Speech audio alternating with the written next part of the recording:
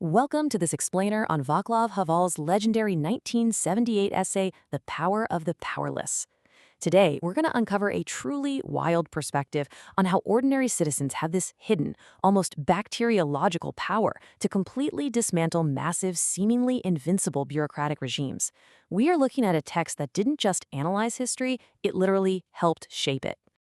All right, to decode this dense 21-section philosophical masterpiece, we're going to break it down into 6 simple steps: the spark of Charter 77, the post-totalitarian system, the greengrocer's lie, living in truth, the parallel polis, and finally, a warning to the West. Let's get right into it. Section 1, the spark of Charter 77.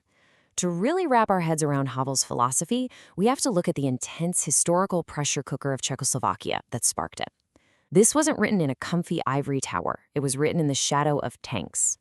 This history is just a roller coaster. We're talking about a rapid shift from a highly industrialized republic in 1918 to a nation that was repeatedly betrayed and suppressed. Think about 1968, the Prague Spring, a time of hopeful democratic reforms. But then, boom, the people wake up to a staggering 250,000 Warsaw Pact troops crushing those dreams. That trauma ushered in a very bleak period of quiet suffocation they called normalization.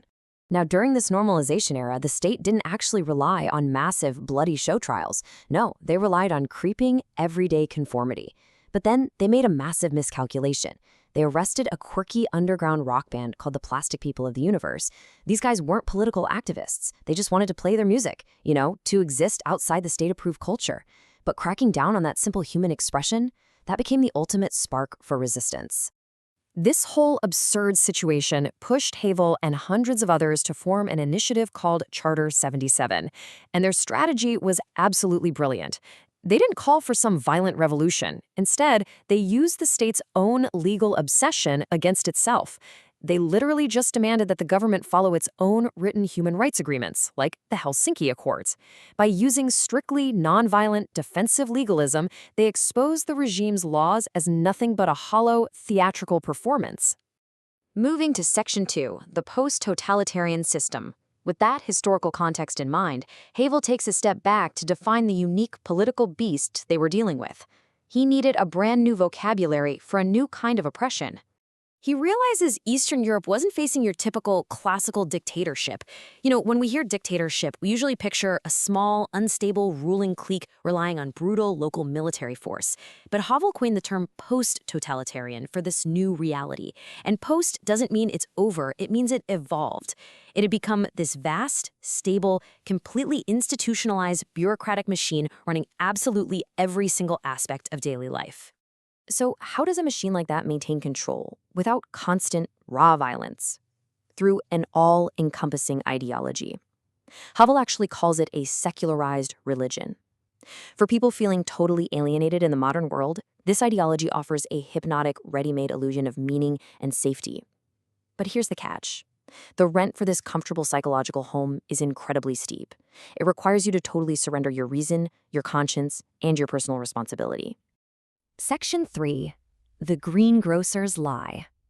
To explain exactly how this ideology subjugates people on a day-to-day level, Havel uses what is probably his most famous and relatable allegory. Okay, imagine an ordinary, simple greengrocer. Every morning, he's arranging the onions and carrots in his shop window, and right in the middle of the veggies, he props up a political sign. We have to stop and ask ourselves, what is actually motivating this guy to do that? The sign, which comes straight down from Enterprise headquarters, says, "Workers of the world, unite." But come on, let's be real. Is our greengrocer spending his days passionately dreaming of global worker unity? Is he just overflowing with Marxist enthusiasm? Definitely not. He is completely indifferent to what that sign actually says. So the literal meaning of that sign is a total lie. The hidden, actual meaning is a message to his bosses and the local informers. It's basically saying, I am afraid, I am obedient, I behave as expected, just leave me in peace. But if the sign literally said I am afraid, the guy would feel deeply degraded. That's where the ideology steps in. It gives him a dignified excuse, letting him hide his very real, very human fear of losing his job behind a noble-sounding facade of political loyalty. And this is the tragic genius of the whole post-totalitarian system. Because the greengrocer hangs the sign, and the office worker does it, and the bureaucrat does it, they create this massive panorama of conformity by just going through the motions of these empty rituals. They pressure each other to conform. The battle line isn't drawn between the state and the people. It runs right through every single person's conscience. Everyone is simultaneously a victim of the system and a creator of the system. They are literally living within a lie. Which brings us to Section 4, living in truth. So, how do you fight back against a system that has hijacked your own behavior? What's the antidote here? Havel introduces this profound concept called living in truth. And no, it's not about forming a heavily armed rebel group. It is an existential and moral revolt. It happens when someone reclaims their identity by simply refusing to play along with the regime's empty rituals. Because the whole state is built on a mountain of lies, one single, genuine act of truth has this explosive, uncontrollable power. Think about what happens if our greengrocer just snaps. One day he decides, I'm not putting up the sign. He stops voting in the sham elections. He says what's actually on his mind. Instantly, the system comes down on him. He gets demoted to the warehouse, his pay is slashed, and his kids are maliciously denied access to university. But why? Not because his little vegetable shop is a military threat, but because he broke the rules of the game. He proved that the game is just a game. By taking this one small step out of the lie, he completely shatters the world of appearances. He proves to everyone else on his street that living truthfully is an actual option. He basically points at the regime and yells that the emperor has no clothes. And in a system completely dependent on appearances, that simple, honest observation is the ultimate political threat. Section 5, the Parallel Polis. Now, when these solitary individual acts of truth start connecting, they form this fascinating subterranean society. Havel's colleague Václav Havel coined this the Parallel Polis. It's the independent life of society. When people decide to live in truth, they build alternative spaces. We're talking underground rock concerts, unapproved academic lectures hosted in someone's living room, Samizdat networks for self-publishing poetry, even parallel economies. The immediate goal isn't necessarily to overthrow the government tomorrow.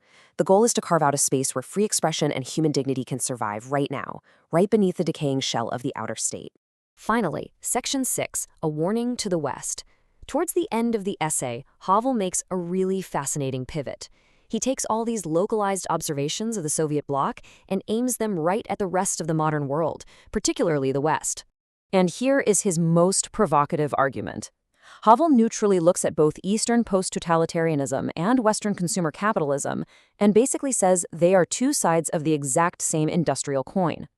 The East uses a massive bureaucratic machine to enforce conformity, sure, but he argues the West uses a technological machine that alienates humans through the endless trivializing temptations of consumption. In their own unique ways, both systems encourage mass indifference and separate human beings from their higher moral responsibilities. So just swapping out a government or tweaking an economic model isn't going to save us. Havel argues we need an existential revolution, a fundamental reconstitution of how we relate to the world, to the truth, and to each other. The powerless have power not because they're hiding weapons, but because they hold the key to this profound moral awakening. I want to leave you with a thought to ponder from today's explainer. Look around your own life, your workplace, your social media feeds. Are there signs in our own modern windows that we are hanging up just out of convenience, conformity, or fear? Are we actively living in truth, or are we just comfortably floating down the river of pseudo-life? It's a heavy question Václav Havel posed way back in 1978, but man, it's one we absolutely have to keep asking ourselves today. Thanks so much for joining me, and I'll catch you in the next one.